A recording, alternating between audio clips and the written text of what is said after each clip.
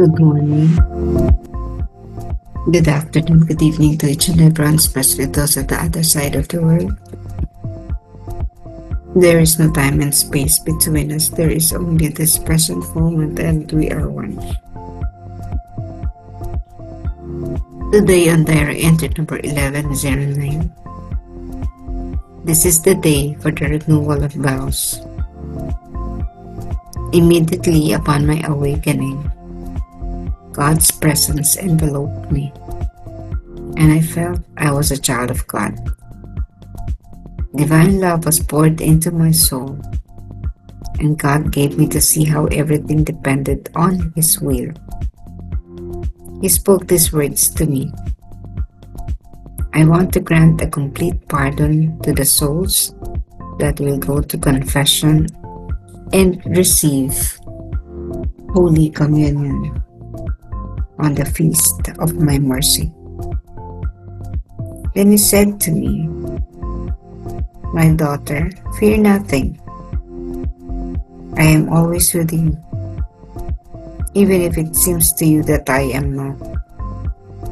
Your humility draws me down from my lofty throne, and I unite myself closely with you." Ito ang araw para sa pagpapanibago ng mga panata. Kagad sa aking paggising, ang presensya ng Diyos ay bumalot sa akin, at nadama kong ako ay isang anak ng Diyos. Ang banal na pag-ibig ay binuo sa aking kaluluwa, at binigyan ako ng Diyos upang makita kung paano nakasalalay ang lahat sa kanyang kalooban. Sinabi niya sa akin ang mga salitang ito. Gusto kong magbigay ng ganap na kapatawaran sa mga kaluluwang pupunta sa kumpisal at tatanggap ng banal na komunyon sa kapistahan ng aking awa. Pagkatapos ay sinabi niya sa akin, "Anak ko, huwag ka matakot. Lagi kitang kasama, kahit na sa tingin mo ay hindi. Ang iyong kababaang loob ay bumababa sa akin mula sa aking mataas na trono, at ako ay nakikisa ng malapit sa iyo." Renewal of vows. So bago maganap, she experienced being a child of God. How does it feel to be a child of God? To be one with the Father, to be one with the Son and the Holy Spirit. Basically, to be one with the Holy Trinity. But again, the feeling of being a child of God is far from our experience. We can just say that I am a child of God. I am one with God. It is always a privilege to be a child of God. May dignidad sapagkat tayo ay anak ng Diyos. Isipin niyo yun. Anak ka ng Diyos. Hindi ka na kung sino. And because you are a child of God, you carry with you all His attributes, all His possessions, all that is. Anak ka eh. Parang yung the prodigal son. The child enjoys whatever the father has. Mayaman ang ama. The story is not about a poor father, a poor family, but it is about a rich man and his sons. So anak tayo ng Diyos. Bagamat tayo ay katulad ng dalawang anak sa kwentong yun ng prodigal son, still, inaari pa rin tayong anak ng Diyos. Tinuturing pa rin niya tayong mga anak niya. At walang magulang na magtatatwa sa kanyang mga anak. Walang magulang na hindi maghahangad ng mabuti sa kanyang mga anak. Kung meron mang mga magulang na gano'n, ay hindi po yun tunay na magulang. So tayo ay anak ng Diyos. And we have all the dignity and the right to be the child of God. Mayaman ang ating Ama sa lahat ng bagay. Mayaman ang ating Ama sa lahat ng hindi lang ng mga material, kundi pati ang yaman ng kalangitan. Pero hindi natin na sasamantala ang yamang ito. Ang pagiging anak ng Diyos ay hindi natin ganap na naunawaan sapagkat tayo nabubuhay sa sarili natin. Ibig sabihin, medyo mababa ang ating pagtingin sa ating Diyos dahil tayo ay abala sa mga bagay na may kinalaman sa mundo katulad ng kaniyang bunsong anak. So, abala tayo sa paglustay sa ating kayamanan kasi meron pa tayong kayamanan. Meron pa tayong nagagasta. Malakas pa ang ating pangatawan. May mga oportunidad pa tayo. And so, we could always say that,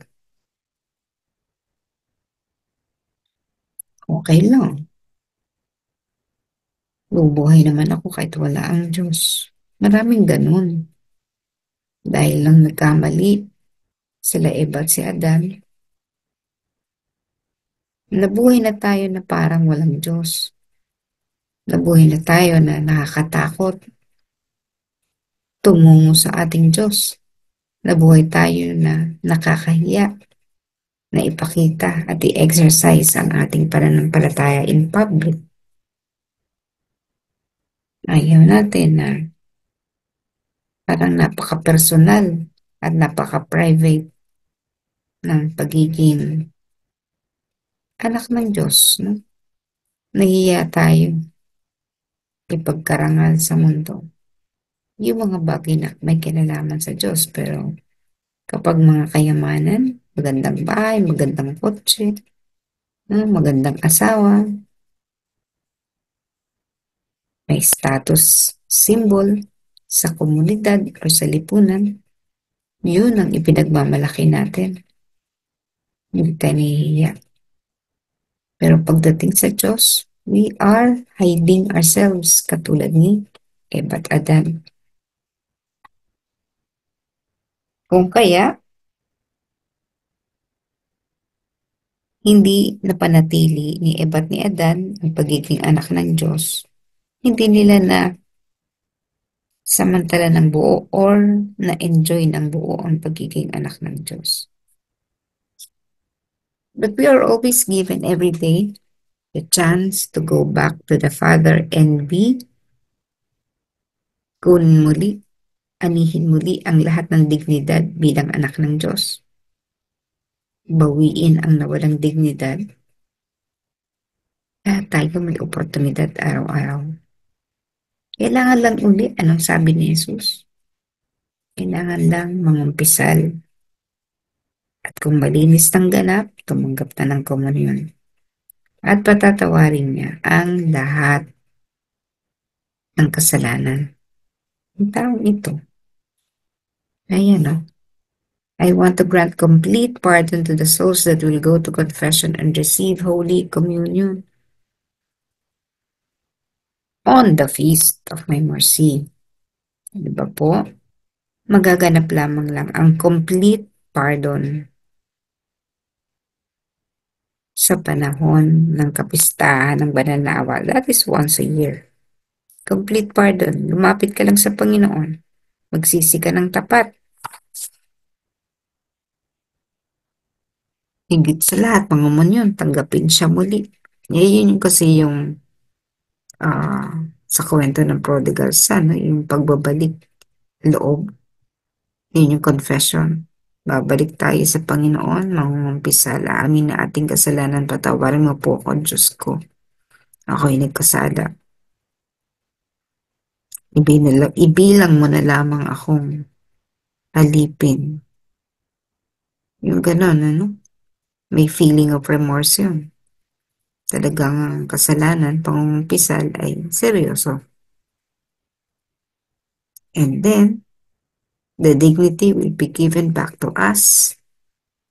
Isusot ng Panginoon ang singsing, ang kapa, ibabalik ang ating dignidad, pakakainin tayong muli ng pagkain mula sa kaniyang hapag.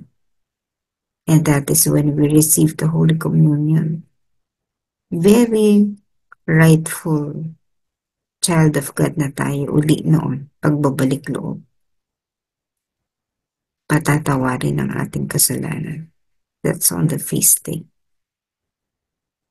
Ordinarily, kung hindi naman feast day, we can also go into confession. Pagkakaiba lang siyempre, ordinary confession will forgive your confessed sins. But on the feast of the Divine Mercy, all your sins will be forgiven, so that you will come out as fresh as a new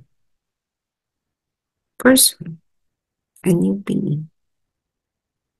Just like the second baptism, malinis, we will come out clean.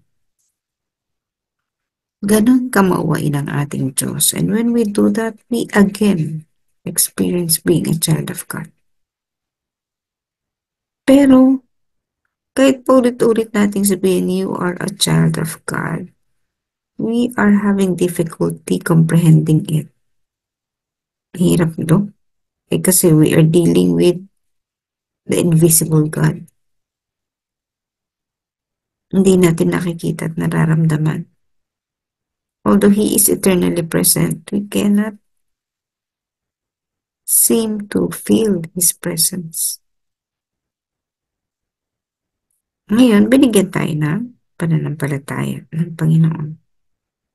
That is all we have.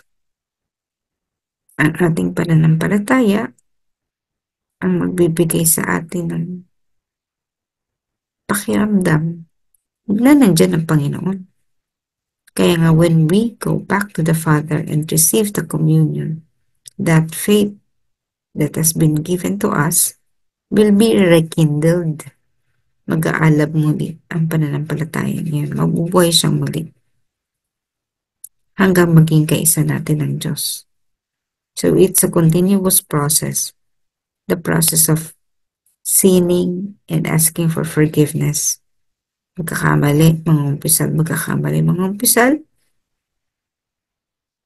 At sa bawat pagkakamaling ating ginagawa, we also step higher because we confess all our sins and we are able to learn those lessons. That is how to be a child of God. To feel it, our faith should be enhanced. Kailangan panampalatayang ibinigay sa ating Panginoon. Pag-alabin pa natin ang pag-alabin araw-araw sapagkat ito lamang ang magdadala sa atin sa tunay na pagiging anak ng Diyos upang maramdaman natin na tayo anak talaga ng Diyos. Because by itself, yung kahit sabihin ko ngayon pa ulit-ulit, you are a child of God. We are a child of God.